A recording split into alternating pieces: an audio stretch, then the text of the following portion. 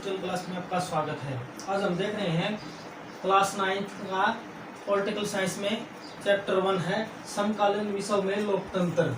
सबसे पहले हम ये देखेंगे समकालीन का मतलब क्या होता है, लोकतंत्र का मतलब क्या होता है। समकालीन का मतलब होता है उस समय में। लोकतंत्र का मतलब क्या होता है, लोगों के द्वारा शासन या जनता के द्वारा शासन। लोकतंत्र और जनतंत्र एक ही बात है। तो इसमें हम क्या करेंगे, दो देशों की एक कहानी पढ़ेंगे। उससे क्या हो जाएगा कि हमारे ये लेसन है समझ में आ जाएगा और हमें क्वेश्चन आंसर याद करने में क्या हो जाएगी, आसानी हो जाएगी। तो सबसे पहले हमें दक्षिण अमेरिका महाद्वीप का एक प्रमुख देश देख रहे हैं, चिले देश है। दक्षिण अमेरिका महाद्वीप में एक बहुत ही प्रमुख देश है।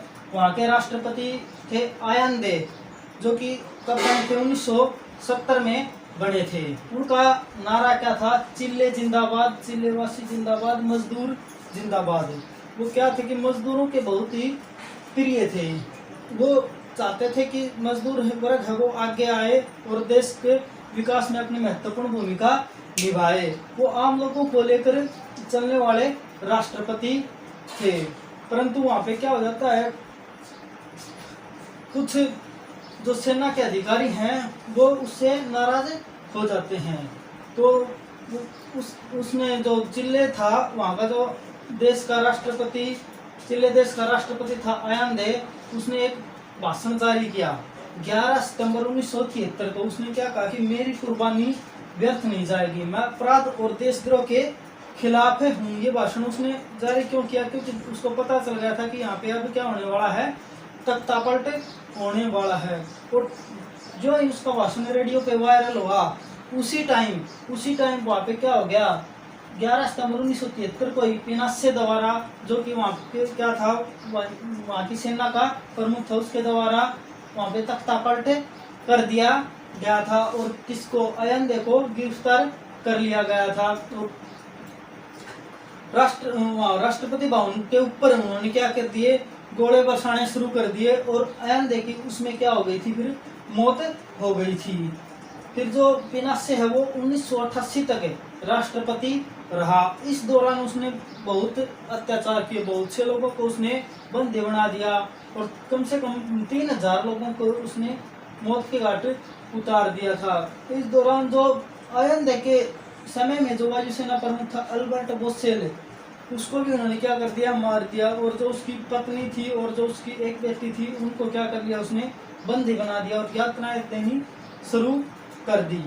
फिर क्या हुआ, इस बीच जेल में रहते मिशेल ने क्या किया, वहाँ पे लोगों के हितों के लिए लड़ाई शुरू कर दी। और उसने एक संगठन बना के उसका क्या किया, इसका पिनासे का विरोध किया। पिनासे ने क्या किया, 1988 के बाद में पिनासे ने लोकतंत्र अपनाने का फैसला किया। और लोकतंत्र उसको लगा कि लोग हैं वो तुम्हारे पक्ष में ही वोट देंगे, क्योंकि काफी लंबे समय तक वो शासन कर रहा था। परंतु मिशेल ने क्या कर दिया, उसकी सारी योजनाओं पे पानी फेर दिया और उसका जो शासन है वो 1988 में चला गया। आगे चल के यही मिशेल क्या बनी, 2006 से लेकर 2010 तक वहाँ की क्या बनी, राष्ट्रपति बनी। कहाँ की बनी, चिल्ले देश की बनी। और उसके बाद 2010 से लेकर 13 तक वो यूएन की एक कार्यकारी सदस्य भी रही। और फिर 2014 में फिर से वो दोबारा राष्ट्रपति बन गई।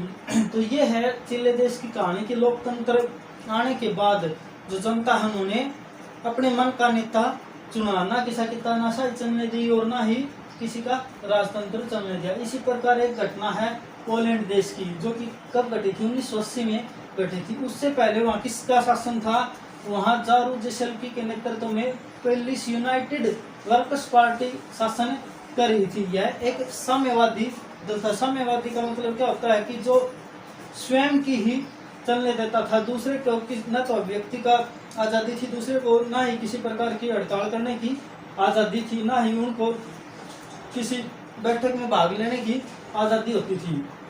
इसमें सरकार का विरोध करने की कोई भी जगह नहीं थी। किसमें नहीं थी, साम्यवादी दल में नहीं थी।